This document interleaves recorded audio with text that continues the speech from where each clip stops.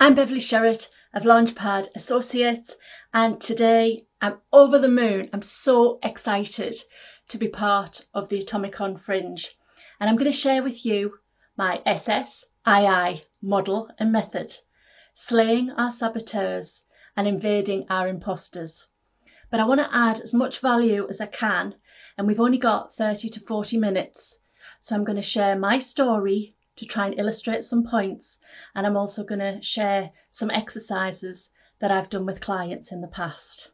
But first, I want to introduce you to my imposter, Murd Van Maleficent.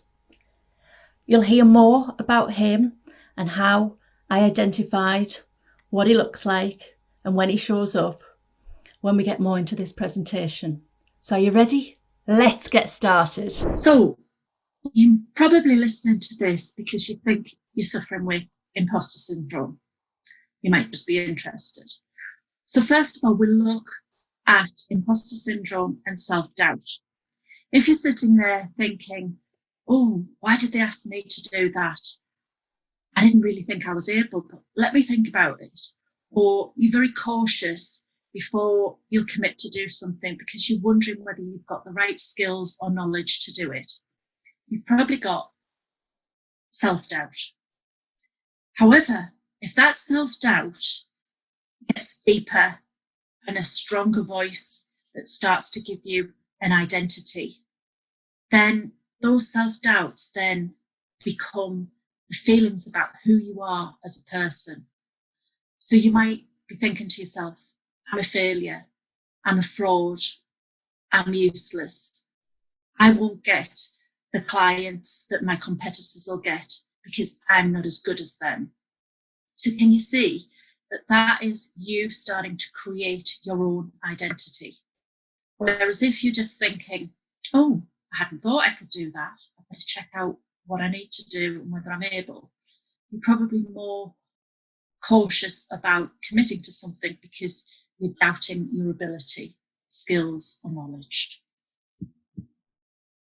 So we're born. We're born with only two fears: fear of falling and fear of loud noises. So how the hell do we end up with low self-esteem, lacking confidence, thinking we're a fraud, feeling like we're hopeless and useless? Well, actually, it's because we live our lives. We have personalities, and sometimes we're predisposed to lacking confidence through our personality. We've lived our lives. We're in certain environments. So therefore, we're developing constantly. And sometimes we pick up some baggage, some unhelpful cycles of behaviour and belief along the way.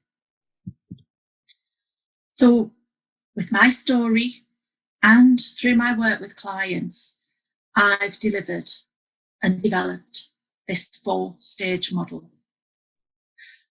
But everything that goes within this model is underpinned by the things that feed our saboteurs, or you might want to call them inner critic.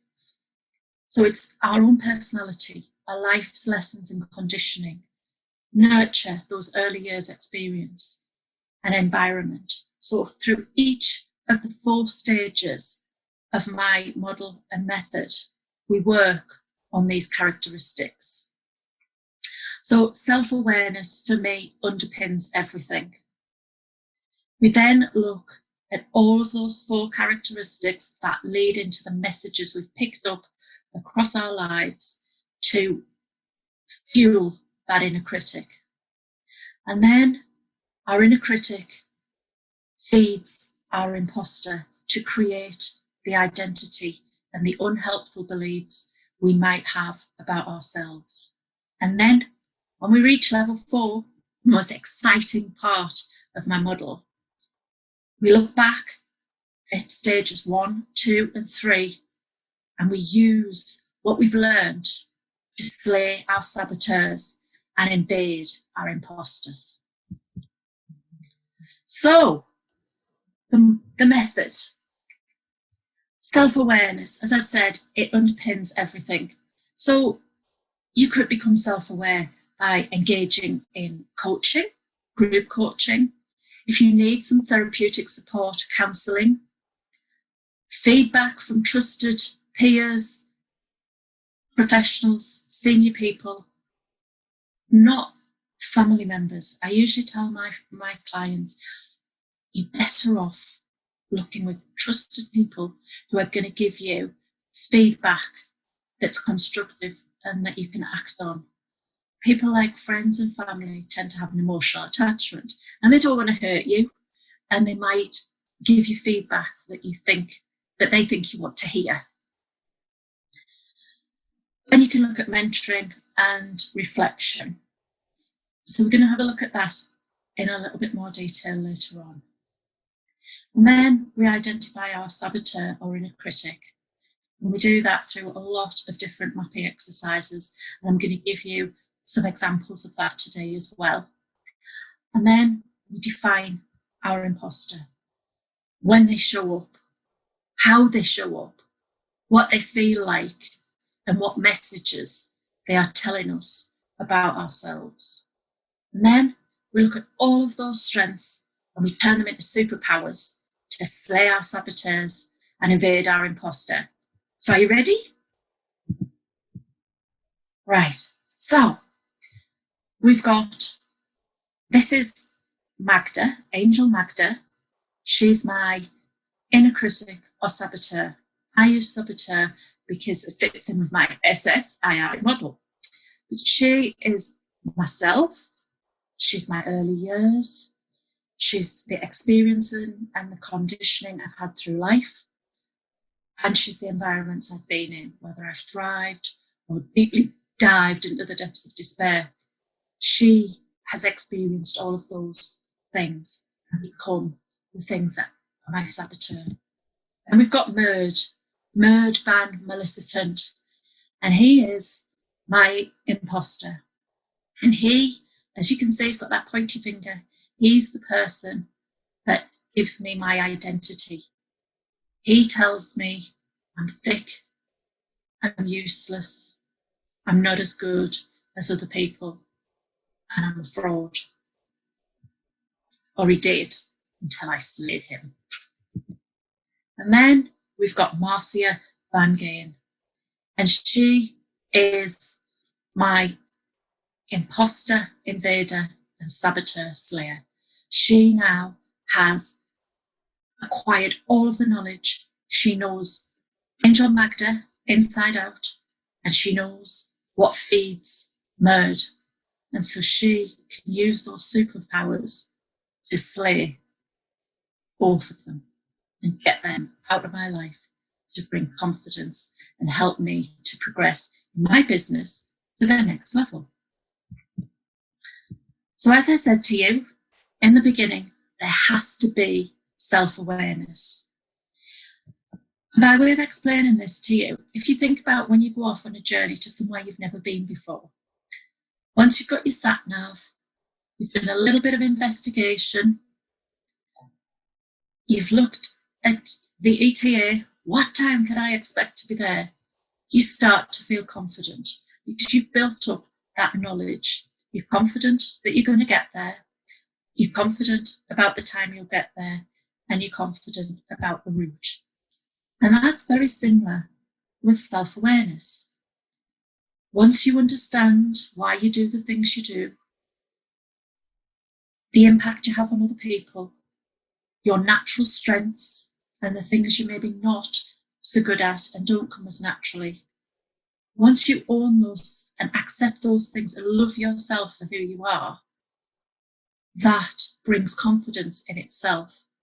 If you don't do anything else in your own personal development journey, if you look towards coaching, mentoring, or doing some sort of profiling to get an awareness of yourself, that will bring confidence on its own.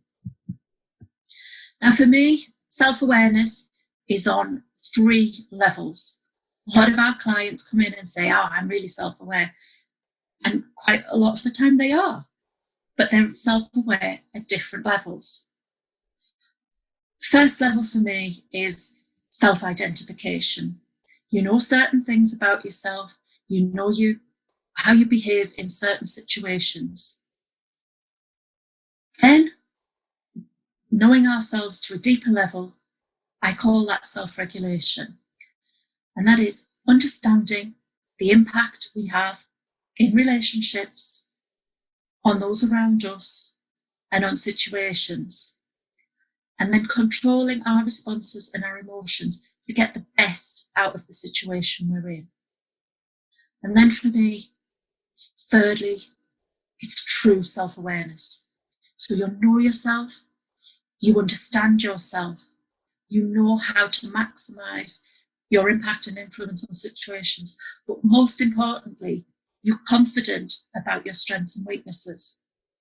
And again, with my story, I'm not a detail person. So anyone will tell you who knows me that I will say to them, put any action points either in the subject, in bullet points, or in the first paragraph of an email, because I don't do detail.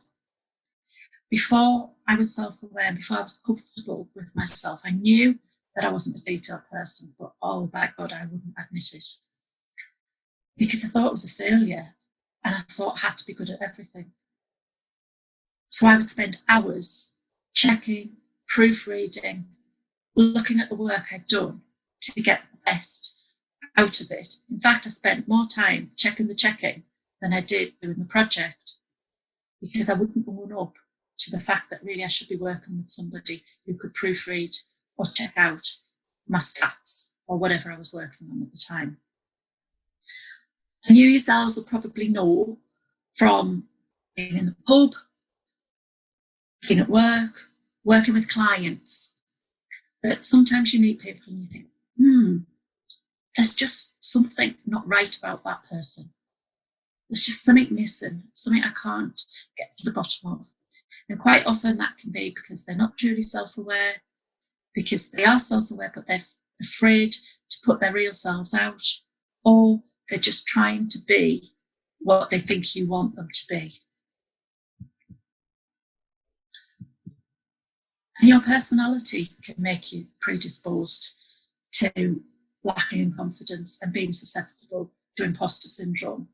It can also, some of the strengths can feed in to that imposter syndrome. So again, my story. I naturally take responsibility. I like to be in charge. As you can see from that image, I'm naturally confident. I like to set goals. I like to research and look into things.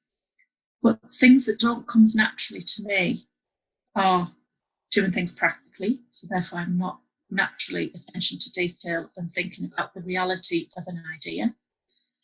I also don't naturally think about the thoughts and feelings of others when I'm on there. Rah, rah, get on my bus, this is going to be amazing. Because I have long-term goals. I love to be enthusiastic and passionate about what I'm doing. Sometimes I can leave people behind or leave them feeling daunted. So I have to put that as a marker.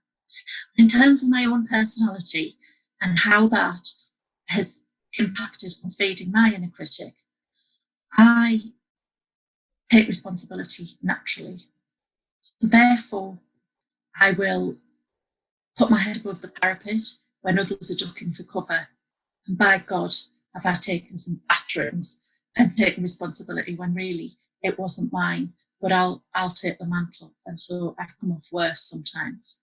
And that feeds into your confidence because you're left thinking, oh my God, they think I'm hopeless. They think I'm useless. That went wrong and it wasn't really my fault, but why on earth did I do that? And that deepening of self-awareness, now I know why I put my head above the parapet when people look for cover. So that's an example. Other examples are if you are someone who likes facts and evidence before doing or committing to something, and you see others around you jumping to decisions very quickly and appearing very decisive, you might think, oh my God, I procrastinate. I don't get things done. But it's just your natural personality means you need more information before you can act. So hopefully that gives you a bit of an insight into how your personality can feed in to imposter syndrome and confidence. And actually, some of us are just naturally lacking in confidence. So now, if we move on to nurture, these are our early years, usually up to the age of 7. And that is our parents, the impact of our grandparents, carers, nursery teachers, school teachers, those significant people that impacted on our early years. And if you've ever read the book by Oliver James, They F*** K You Up, you'll understand how our early years set us up for how we handle challenges in later life going forward.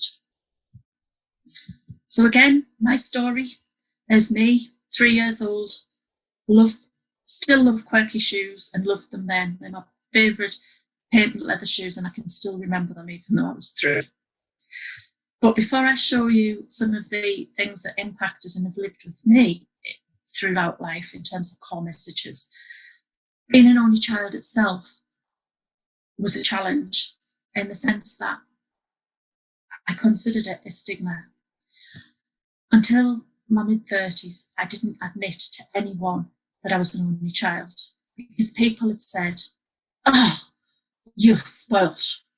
You'll get anything you want because you're an only child." And actually that just wasn't true. I was given a very strong value base. And yes, I was loved, but I had quite a strict upbringing. But through that love, and if you remember, I take responsibility naturally, my mum would say to me, "Oh, what would we do without you? I'd be lost. What would happen? You need to be careful." So Beverly lacks confidence was a core message all the way through school, not just primary school, but it started in primary school. And that's because when I've done my personal development work, I've realised that actually I took a cautious and risk-averse approach because I wanted to save myself in case my mum lost me. Beverly's handwriting lets her down. Beverly hasn't got natural academic flair. Great. And this one, as I said, naturally in my personality, I set goals. I reached year 3. I had my eye on the prize. I was going to be a prefect. Well, who wants a timid little girl who lacks confidence? Doesn't she fit the role of a librarian better? Well, the teachers must have thought so. It's not actually a failure when you look at it in reality. There were 60 of us, 2 classes of 30 in year 6, and 12 positions of responsibility, librarians and prefects. I got the librarian, but God, I so wanted to be a prefect. And it's still with me today, I'm sure you can tell. I never made prefect. Ultimate failure. Now I'm going to take you on to how life's lessons and experiences impact on that accumulation of messages within our saboteur or inner critic. So my story, I left school with A-levels. I got a fast-track career graded job that took me off to university. At university, I was student of the year. I had an amazing mentor who was HR director from Nike. He was inspirational, charismatic, and he's really improved my self-confidence. I was flying. He just gave me so many opportunities. So I got promoted. I became very ambitious and passionate about what I did. But then I moved from job to job and was successful along the way, got all the jobs I applied for. And then success starts to creep in and starts to paralyse. I'd always been employed, never been unemployed, and I was terrified. That imposter started to creep in, and I used to think, oh my God, I'm not good enough, I'm not bright enough. Remember, I haven't got a natural academic flair. I was intimidated in meetings, and I began to worry what would happen if I didn't keep my job and I was ever unemployed. I got a really good job that took me to London, and I was providing HR support for key legislators and government advisors. And can you imagine being in a room with those? I used to get so intimidated in meetings that I didn't want to speak in case it came out gobbledygook. I was starting to get paralysed. But in my 20s, I'd set a goal that I wanted to be the lead HR person by the time I was 35. And I did it at the age of 34. And although I had those inner thoughts and I was really worried and intimidated and constantly questioning, I was still well respected and still doing really well. Now, environment, conditions and circumstances. Never underestimate the impact of the environment. Lots of our clients come to us and they say, I've had a great life, I've been really successful, but for some reason, I've lost all my confidence. And quite often when we unpick it, it's the environment that we're in where you can lose self-esteem and lose your confidence. You remember when I talked about my life's experiences in my story, I'd had a great mentor. He made me feel on top of the world. I'd had some great experiences. So the environments were great for me. I prospered, I grew, I was thriving. So let's have a look at when I wasn't. I joined an organisation and I was heading up the HR function. In fact, I was creating it. I joined a company, a person-centred company that grew overnight and became from a very small business to a large organisation. So the core directors had never experienced HR. They didn't really know what they wanted. In fact, I was recruited through HR professionals because they really didn't know what they wanted. And unfortunately, I hadn't done the groundwork to see what HR would bring. But I'd been in organisations in their infancy before, so I learned very quickly what I could bring and how I was going to try and help people to understand what HR was all about. So I talked about my vision, how we could add value to the business, and seemed to get people on board. And when I was advising and coming up with ideas about how the business could move forward, people would say to me, "Oh, where's Beverly in that?" And I would say, "Well, I just said, I'm giving you my thoughts." But no, how do you feel about it? What do you feel is the right thing to do? And at that stage in my journey, I wasn't as self-aware as I am now. So I didn't really understand what that was about and nobody explained it. So I was seen as this professional person who was brittle, hiding behind a professionalism, so an ice queen, probably classed as being inhumane. And then because they were used to just doing as they liked without a framework or structure, if there was things that they didn't like to hear, one particular director would say, "I've asked my son and he says." The thing about that was her son was a HR advisor very early in his career. So somebody who is the leading person in the HR function, leading a team of HR professionals, what does that do for your self-esteem and confidence? Again, you can imagine HR, it has its confidential environments. So therefore, some things you can't disclose. And I was coerced, I was pushed, and they would say, "I've asked so-and-so, and they say you're being ridiculous." When I challenged people, they would say, "But Beverly, you always bounce back. You're so resilient." I was accused of being too respectful. So I lasted 6 years. As I said, I'm a very positive person, eternal optimist. I thought I could turn this round. And then I suddenly decided enough's enough. So at this point, I decided I was going to either get another job or set up on my own. But either way, enough was enough. So I handed in my resignation, and the chief executive said, "Oh, you can't leave. You're just depressed. Take some time out." But then when I demonstrated, I was sure. They said, "You'll never get a job in a recession. You're so silly for wanting to go now." So 7 years self-employed. I think I'm doing okay. I've got great clients. I love what I'm doing. So that "you'll never get a job in a recession" has helped me combat my saboteurs, because she is part of my "I'll show you." So I'm now going to show you a little exercise that I do with some of my clients, and it's called "What's Behind the Curtain." There we have my curtains. You can do this with me. So I am statements are very powerful at finding out how you feel about yourself, what you value, what you're passionate about, and what really matters to you, the important things about you.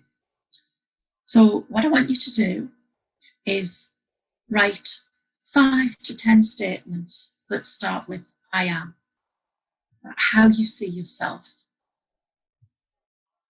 If some of it's quite negative, if you're not in a good place at the moment, don't go beyond a 5. If 1's amazing and 10 is depths of despair, don't go beyond a 5, because this isn't facilitated. Do it spontaneously, because coming from the gut is the most accurate. Don't overthink it. Just "I am." It could be "I am a mom. I am an expert in marketing. I am the best finance person. I am a walker." Whatever springs to mind, just take some time to write 5 or 10 "I am" statements. But remember not to overthink. And then remember we talked about nurture and early influences. I want you to write down 5 or 10 coming from the gut, just jumping into your mind, key messages. A lot of our clients, they're very positive key messages we had in early life. Anything that comes to mind that you heard or experienced that makes you say "you are." So it could be, from my situation, "You are a poor handwriter. You are not naturally academic."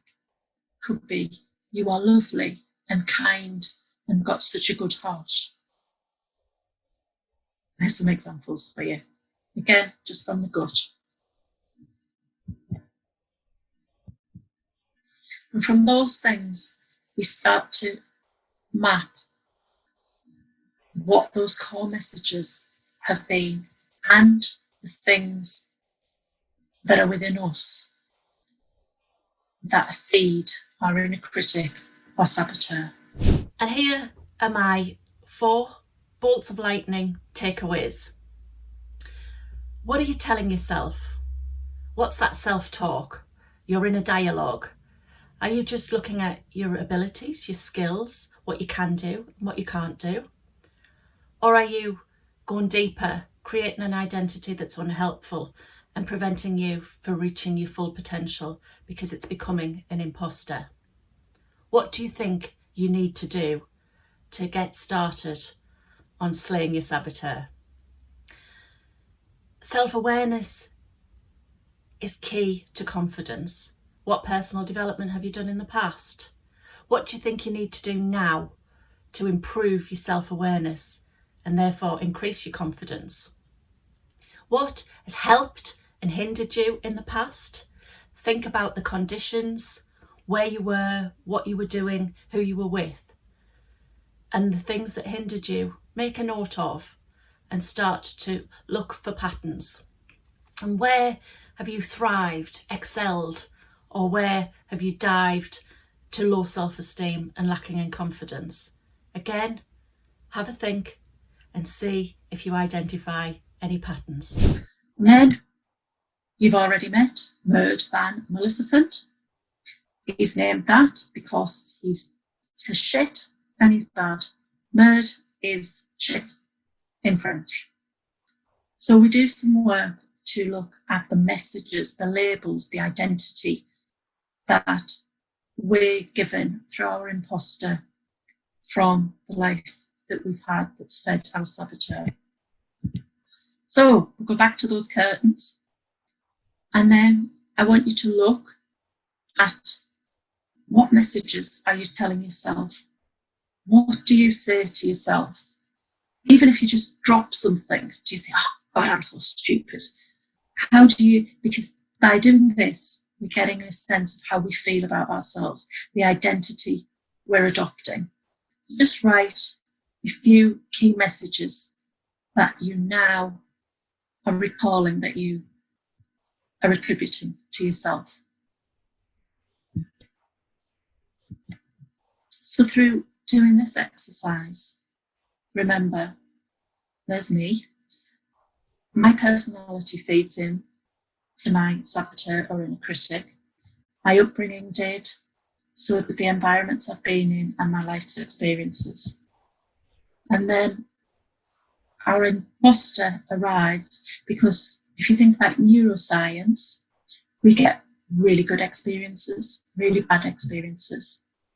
And our brain filters these to core messages. So you wouldn't be saying, if someone said to me, for example, Beverly, write a personal letter, I don't naturally think, oh my God, my handwriting's bad because Mrs. Bell in year 3 said nobody would ever understand my handwriting because it's so bad. I actually, when nerds at large will say, oh my God, I haven't got attention to detail, so I better type it, then I've got a spell check. And actually, my handwriting, I can't write in straight lines when I haven't got letter headed or noted lined paper. So this is going to be horrendous. Do you see the difference? My handwriting's awful. I've got no attention to detail, so I'm not going to be able to spell. And it's probably the limiting beliefs about my academic style in there as well. So all of those have come from who I now call my Angel Magda saboteur. And then Merd tells me I'll never be able to do it because no one will ever understand my writing because I'm a rubbish handwriter. And now for my 4 Thunderbolt takeaways. What messages are you telling yourself? What identity have you adopted? And is that serving you well? How's that showing up in important meetings or going towards important clients? Ask a friend or colleague if there's a situation where you're holding on to something and it's impacting on your confidence, if they recall it in the same way, because sometimes we distort things ourselves. And where do you feel your best? What are the circumstances? What are your strengths? And who are you surrounded by? So now if we look at how we slay our saboteurs and invade our imposters, we can start to look at how I started to define mine.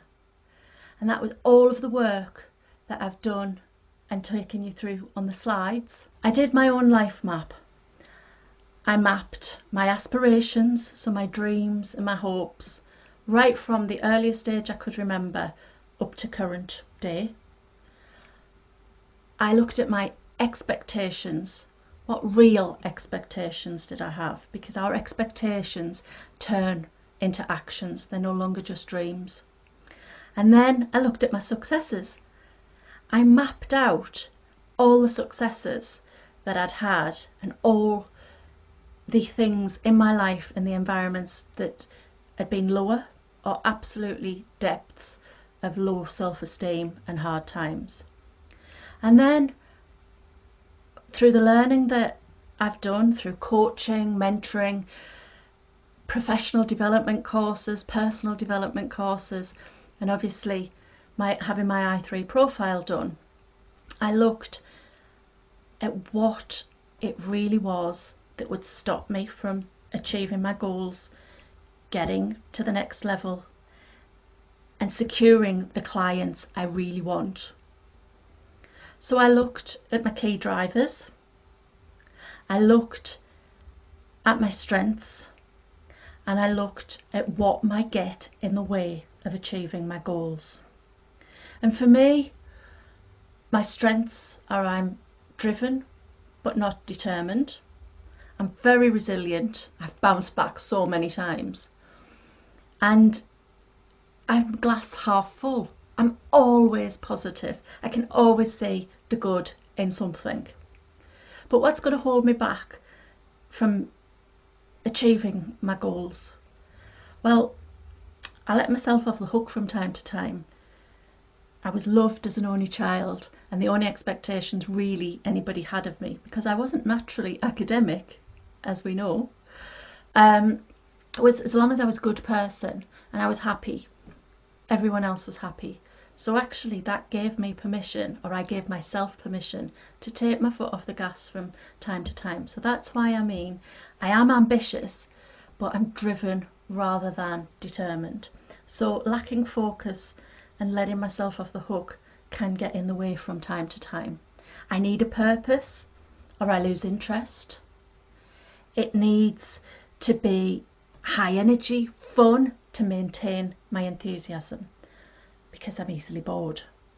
So these are the things that I started to build when Marcia superpowers were developed. And so what's Marcia's superpowers? What stops Murd from giving me an unhelpful identity and repeating negative cycles in my life? Well, I came up with clarity, because I can lack focus. And when I lose focus, that's when Murd says, I told you so. I knew you wouldn't get that finished. I knew you wouldn't get that client because you didn't try hard enough and you're not good enough. So I need to be really clear as to what direction the business is going in and what's our purpose. What's our why? Why are we in this? And what kind of clients do we really want to work for and with? So clarity is really important to keep me focused and to stop Murd creeping back in. And then there's confidence. As I told you, I lacked confidence as a child, or people said I did. I now know I'm really confident. So why not get one of your natural strengths and use it as a superpower? I'm using it as a superpower because I need to re-educate my brain to remind myself I am a confident person and I can do it. And then determination. If you're going to let yourself off the hook from time to time, it's not worth anything. And again, that's when Murd will creep in, because he'll say, I knew you didn't have the staying power. I knew you weren't in it for the long haul.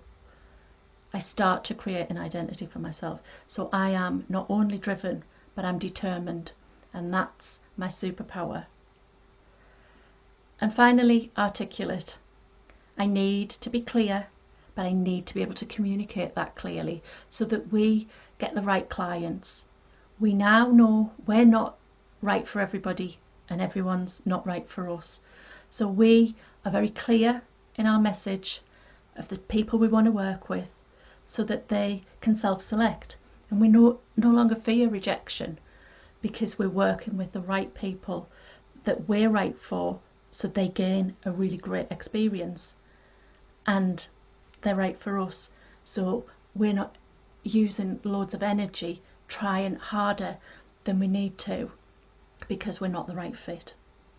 So the 4 superpowers that Marcia has blasts Murd out of the water.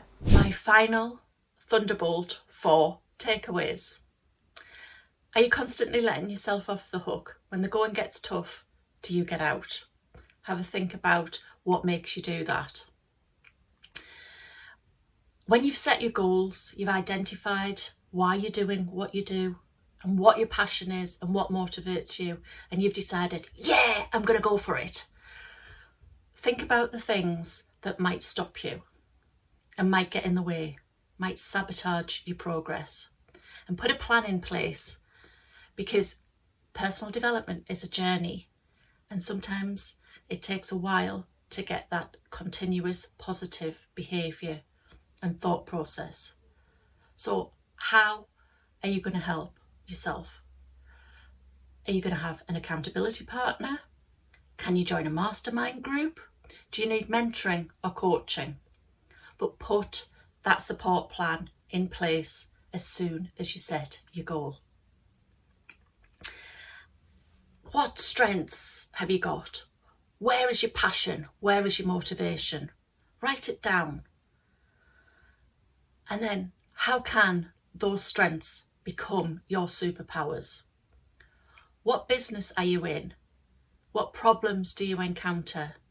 What are your goals? And what do you need as your superpowers to keep your saboteur at bay and to invade that imposter?